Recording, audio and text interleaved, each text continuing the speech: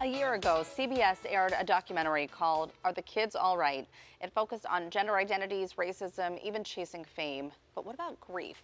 It's something we all will experience, but how do kids process those heavy emotions and how can parents help? Well, there is actually a Grief Symposium that happens each year, and this year it's happening right here in Pittsburgh. And joining us are three women who cover this topic really every day. Therese LaValle, who works for Caring Place. We know it well because it's right across the street from us here at KDKA. Heather Nestle is with the New York Foundation, the sponsor of this year's event. And Vicki J is with the National Alliance for Children's Grief. And Vicki, we want to start with you and really talk about how many kids in this country are dealing with grief, and is it different for kids than it is for adults? Yes and yes. So there are 1 in 12 children that will experience the death of someone, a parent or a sibling, before they graduate high school. Yeah. And actually in Pittsburgh, the numbers are, in Allegheny County, they're 1 in 10. So you're higher than the national average here in Pittsburgh. And do they grieve differently? Absolutely they do. In some ways, in the sense that with adults, we know how we should grieve. With them, they either cover up their feelings and hide it from us, Right. or they just express it really naturally and we don't know what to do with it. Right. That makes sense. But Teresa, the Highmark Caring Place, this is something you all help with every single day, helping kids get through their grief and deal with their grief. My friends say they understand, but they really don't. Yeah, I thought some people were my friends, but they don't even talk to me anymore. You get to see who your real friends are. Yeah. And I think there's this misconception almost that kids are resilient. And so we pass this on like they're resilient, they're gonna be fine.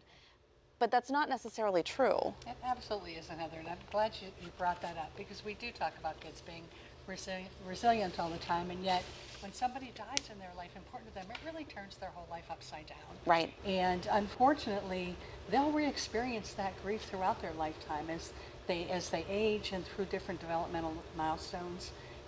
And so they need lifelong support, really. They need support at the time of the death, but they also need support as they grow and grieve differently.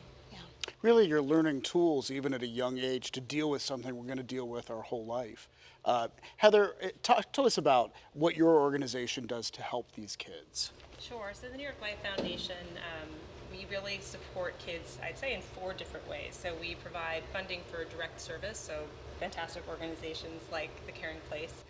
We also work with organizations like NACG, which is really working to help the sector to develop practices of care, make sure everybody can sustain their organizations.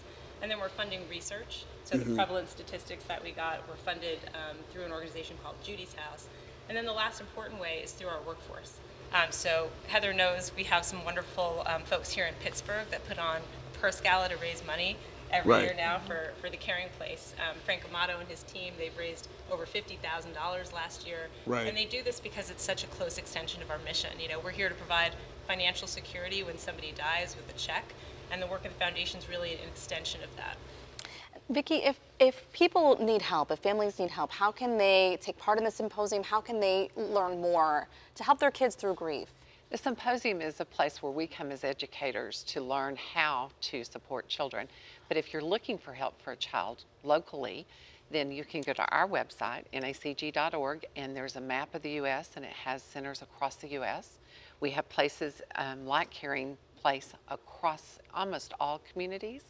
So send your child there and look for resources. Is there any discussion about, I learned this not too long ago, but when you go through something traumatic as a child, that can be reignited in you later on in adult, especially if you have a child at the same age that you went through that grief. It almost kind of like sparks that same grief that you went through at that age.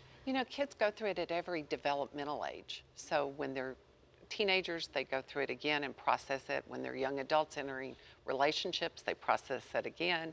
Then, as you said, if it identifies with something in your life, it's a continual process. But you're healing along the way. Yeah. Yeah. Are there warning signs that parents should look out for? If a child is different than they were before, then look a little bit deeper and find out why. Thank you all so much for joining us today. What an important topic, and one that we shouldn't shy away from talking about, because it can really make a difference. Thank you for recognizing that. Yes, it's very important. And the Highmark Caring Place, great to have you guys right in our backyard helping families. All right, for more information on the National Alliance for Children's Grief or the Highmark Caring Place, go to our website, because we have the links for you right there. Don't go anywhere, because up next we are feeling the love for Dr. Lori. Our antique appraisal skills are put to the test. What do you think some of these items are worth? We're going to have answers and a whole lot of love next.